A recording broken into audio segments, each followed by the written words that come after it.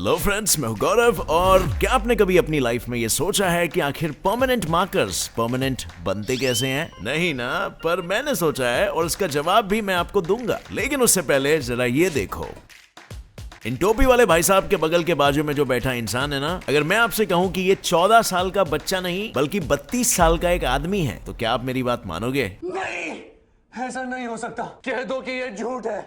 बिल्कुल नहीं, राइट? पर अगर जानना है व्हाट एंड हाउ, तो देखते रहो मेरा video like you are doing right now. और शुरू करने से पहले ये भी जरा सुन लो कि अब नेदरलैंड्स की गवर्नमेंट खुद अपने पॉकेट से अपने देश के जनता को नोटों के बंडल थमाएगी, समझे? वेल, अभी समझ जाओगे तो आगे के लिए क्या बचेगा। तो without wasting any time, let us get on with our today's fact की बात episode. Number 1, man frozen in time. गौर से देखिए इस बच्चे को। पर अगर मैं आपसे कहूं कि ये एक 32 साल का आदमी है, तो क्या आप मेरी बात मान सकते हो? वेल, चौंक गए, राइट? मिलिए डेनिस वैशुरन से, जो पैदा हुए थे 1987 में। और ये तस्वीर पता है कब की है? ये तस्वीर 2019 की है, जब ये 32 साल के थे। So, बात ये ना भाई लोग, डेनिस अचानक से 13 साल की उम्र के बाद इनका उम्र में बढ़ना बंद हो गया। और जैसे जैसे वक्त बीतता गया, डेनिस की सिर्फ उम्र यानी एज का नंबर ही बढ़ती गई। दिखने में तो वो बिल्कुल वैसे ही 13 से 14 साल के बच्चे जैसे लगते थे। I mean, कुछ तो वजह होगी ना इसके पीछे, ऐसा हो क्यों रहा है? वेल, वजह है, और वो ये है कि जेनेटिक मैलफंक्शन के कारण डेनिस के साथ ऐसा हुआ है। और इस कंडीशन को प्रोजेरिन कहते हैं। प्रोजेरिन एक ऐसी रेयर कंडीशन है जिसमें बच्चे का शरीर तेजी से बढ़ता चला जाता है। और गलती होती है बॉडी में जीन्स की, जो एक एब्नॉर्मल प्रोटीन को बनाता है। और जब सेल्स ये प्रोजेरिन, जिसे प्रोटीन कहते हैं, वो यूज करता है, तो वो आसानी से ब्रेक डाउन हो जाता है। और इसी वजह से जिन बच्चों को प्रोजेरिन होता है, वो जल्दी एज कर जाते हैं। नंबर 2,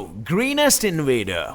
अब फ्रेंड्स, क्या आपको पता है गेंगिस खान को ग्रेटेस्ट वॉरियर के साथ साथ द ग्रीनेस्ट इन्वेडर भी माना जाता है? पर भाई, इतिहास के इतने बड़े दरिंदे को द ग्रीनेस्ट इन्वेडर का नाम आखिर क्यों दिया गया है? वेल, डोंट वरी, मैं तुम्हारी कंफ्यूजन दूर कर देता हूँ। अब बात कुछ ऐसी है ना कि एक नए रिसर्च के हिसाब से गेंगिस खान, जिन्होंने अपना राज्य 13th और 14th सेंचुरी में एस्टैब्लिश किया था, उन्हें इतिहास में द ग्रीनेस्ट इन्वेडर ब्रांड किया गया, सिर्फ क्योंकि उन्होंने अपने इन्वेजन्स के दौरान इतनी लोगों की जानें ली थी कि लाइक लिटरली जितनी भी जमीन पर खेती की गई थी, वो सारी खाली हो गई। और तब्दील के गेंगिस खान ने 40 मिलियन लोगों को मौत के घाट उतार दिया था, यानी कि 4 करोड़ लोगों को।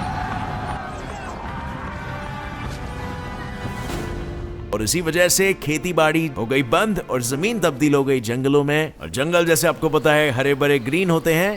अगर देखा जाए तो कहने को तो गेंगिस खान काफी हिंसाकारी और खतरनाक था, और इंसानियत पे ऑफ कोर्स उसका एक बहुत ही दुष्परिणाम हुआ था। Number 3, brave Florida. खुद को मौत के मुंह से बाहर निकालकर किया एक छोटी बच्ची ने एलिगेटर की कोशिशों को नाकाम। पर कैसे? वेल, लिसन, एक 10 साल की बच्ची जूलियाना फ्लोरिडा के एक लेक में दोपहर को स्विमिंग करने के लिए गई थी। और फिर अचानक से इस मॉस्क पार्क के लेक में एक एलिगेटर आया और जूलियाना के लेफ्ट पांव को दबोच लिया। ये नन्ही सी लड़की काफी डर गई थी, पर अचानक से उसे याद आया गेटरलैंड में पढ़ाया गया एक पाठ। बट वेट, ये गेटरलैंड क्या है? सो फ्रेंड्स, गेटरलैंड फ्लोरिडा में एक थीम पार्क है जहां पर अनेक जंगली जानवर पाए जाते हैं। इसे the alligator capital of the world भी कहा जाता है। और यहाँ पे thousands of varieties of alligators पाए जाते हैं, including the rarest ones. So anyway, coming back to the topic, Juliana को गेटरलैंड में एक आदमी कैसे एक एलिगेटर को कंट्रोल में ले रहा था, ये किस्सा झट से याद आ गया। और उसके बाद जूलियाना ने तो जैसे कमाल ही कर दिया, क्योंकि उसने अपनी दोनों उंगलियां एलिगेटर के नाक में घुसा दी ताकि वो नाक से सांस न ले सके। और वैसा ही हुआ, बिल्कुल जैसे जूलियाना ने सोचा था। एलिगेटर ने सांस लेने के लिए अपना मुंह खोल दिया, और ये मौका न गवाते हुए जूलियाना ने झट से अपना पांव एलिगेटर के मुंह से छुड़ा दिया। वो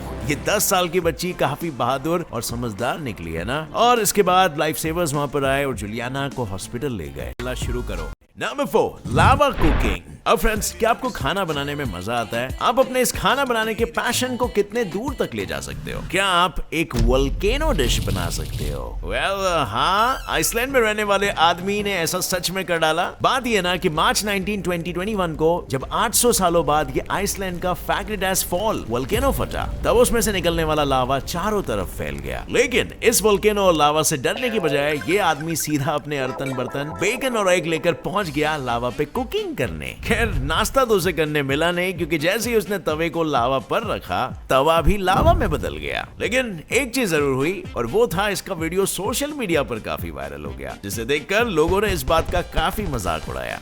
नंबर 5, लायन मामा।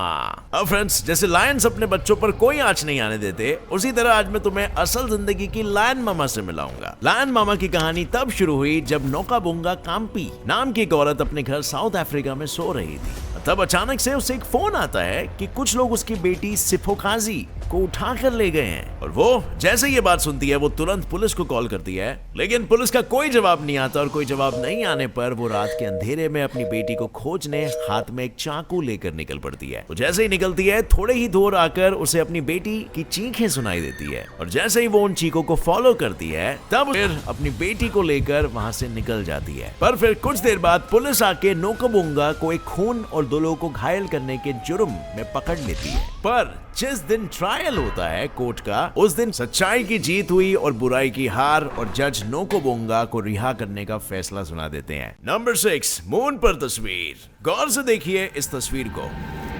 ये वही तस्वीर है जो पिछले 48 सालों से मून पर पड़ी है। पर क्यों? आखिर इसे यहाँ कब, किसने और क्यों फेंक डाला? और सबसे इंपॉर्टेंट बात तो यह है कि ये तस्वीर चांद पर कैसे पहुंच गई। तो फ्रेंड्स, ये फोटो चार्ल्स ड्यूक और उनके फैमिली की है। दरअसल चार्ल्स अप्रैल 20, 1972 में अपोलो 16 में एस्ट्रोनॉट रह चुके हैं, जो उस वक्त इतिहास में चांद पर चलने वाले पहले सबसे यंगेस्ट इंसान थे। और तब वो 36 इयर्स के थे। और तभी उनके दिमाग में ये आइडिया आया कि क्यों ना अपनी एक निशानी चांद पर छोड़ दूं मैं। और फिर क्या था, इन्होंने अपनी फैमिली की फोटो फ्रेम उठाई और उसे चांद के जमीन पर रख कर ये फोटो ले ली। और तब से लेकर अब तक ये फोटो इसी तरह वहीं पर पड़ी हुई है। लेकिन इतना ही नहीं, चार्ल्स ने इसके पीछे एक मैसेज भी लिखा है। This is the family of astronaut Charlie Duke from planet earth who landed on the moon on April 20, 1972। Number 7, handicap के लिए हुकर्स। अब फ्रेंड्स, अब हैंडीकैप्स भी अपना अकेलापन दूर कर पाएंगे, क्योंकि गवर्नमेंट ने लाए हैं ऐसे स्कीम्स जो आपको भी हुक करके रख देगी।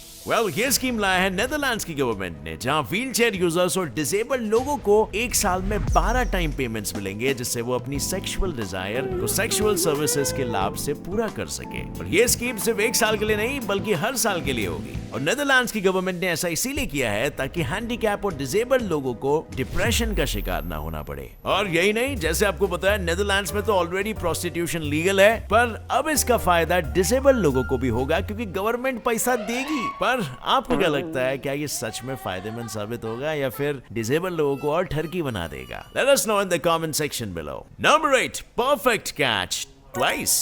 क्या ऐसा हो सकता है कि एक इंसान एक बार नहीं बल्कि 2 बार सेम चीज का शिकार हो जाए और उसके शिकार से किसी की जान बच जाए?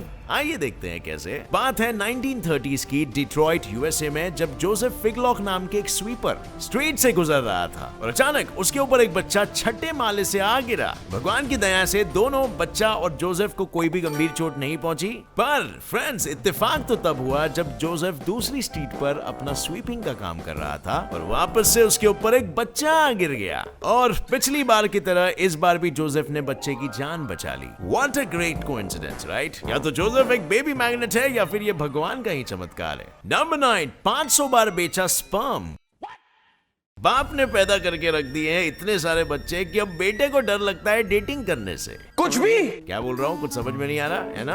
डोंट वरी, मैं समझाता हूँ। एक 24 साल के पोर्टलैंड में रहने वाले आदमी ने रिसेंटली ये डिस्कवर किया कि उसके पिता ने 500 बार अपना स्पर्म बेचा है। और इसका पता उसे तब पता चला जब उसने अपने स्कूल के दोस्त से बात की, जो दिखने में उसके जैसा ही दिखता था। मां कसम, इतने सालों में ज़ैप फोर्स सोशल मीडिया के थ्रू अपने काफी सारे भाई बहनों को ट्रैक कर चुका है और हकीकत में उसे ये अंदाजा भी नहीं है कि उसके कितने और भाई बहन हैं। ज़ेब ने अपना डीएनए टेस्ट भी करवाया है और टेस्ट के बाद उसने अपने पिता को ancestry.com से ट्रेस भी किया और फिर उसे ये पता चला कि उसके पिता ने पिछले 10 सालों में 100 से भी ज्यादा बार स्पर्म बेचा है और उससे एटलीस्ट 50 बच्चे पैदा हो चुके हैं। एंड माइंड यू, ये सिर्फ एक ऐसी साइट है, पता नहीं और कितनी साइट होगी। पर अब ज़ेब की मेन प्रॉब्लम क्या है पता है? कि साला वो डेटिंग ऐप में कहीं अपनी बहन के साथ मैच ना हो जाए और इसी वजह से वो डेटिंग करने से भी डरने लग गया है और डेटिंग करने से पहले वो अपनी फैमिली को पूरी तरीके से अच्छे से ट्रैक कर लेना चाहता है। Number 10, permanent marker. क्या आपने कभी सोचा है कि एक परमानेंट मार्कर को क्या परमानेंट मार्कर बनाता है? Any guesses?